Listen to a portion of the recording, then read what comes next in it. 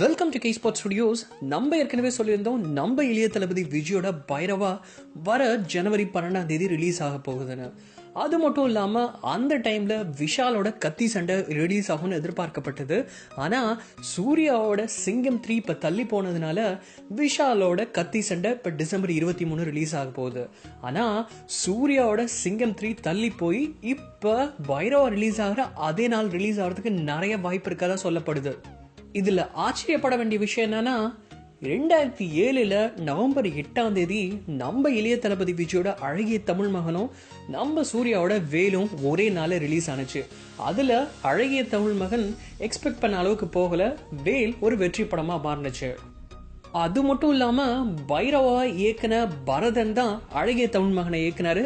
அதே மாதிரி சிங்கம் 3 இயக்குன ஹரி தான் வேல் படத்தை இயக்குனாரு. இப்படி இவ்வளவு விஷயங்கள் ஒத்துமையா இருந்தாலும் அப்ப நடந்தது மாதிரி இப்பயும் நடந்துடக்கூடாதுங்கிறது தான் எல்லோரோட ஆசையும். சிங்கம் 3யும் பெரிய ஹிட் ஆகணும், பைரவாவும் பெரிய ஹிட் ஆகணும்.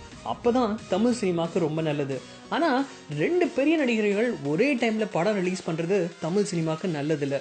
ஏன்னா நிறைய தியேட்டர்ஸ்க்கு ஒரு படத்துக்கு கிடைக்கிறதுக்கு வாய்ப்பு இல்லை. அதனால கலெக்ஷன்ஸும் பெருசா பாதிக்கப்படும். ஸோ நம்ம சூர்யாவோட சிங்கம் 3 ஜனவரி 12 ரிலீஸ் ஆகுதான்னு வெயிட் பண்ணி பார்ப்போம். இந்த சமயத்துல நீங்க எந்த படத்தை ரொம்ப எதிர்பார்த்திருக்கீங்க, சிங்கம் 3யா இல்ல பைரவான்னு உங்களோட பதில கமெண்ட்ஸ்ல சொல்லுங்க. அதே மாதிரி நம்ம சேனல்ல 2016 மிகப்பெரிய போல கண்டக்ட் பண்ணிட்டு இருக்கோம். அந்த போலோட லிங்க் நம்ம டிஸ்கிரிப்ஷன்ல இருக்கு. அங்க போய் உங்களுக்கு பிடிச்ச நடிகர் யாரு, உங்களுக்கு பிடிச்ச படம் என்னன்னு உங்களோட ஓட்டை பதிவு பண்ணுங்க. நீங்க நினைக்கிற அந்த நடிகரோ இல்ல அந்த படமோ வின் பண்றதுக்கு நிறைய வாய்ப்பு இருக்கு. இதே மாதிரி சினிமா நியூஸை உடனுக்குடனே தெரிஞ்சுக்கணுமா, நம்ம சேனலை சப்ஸ்கிரைப் பண்ணுங்க. நன்றி.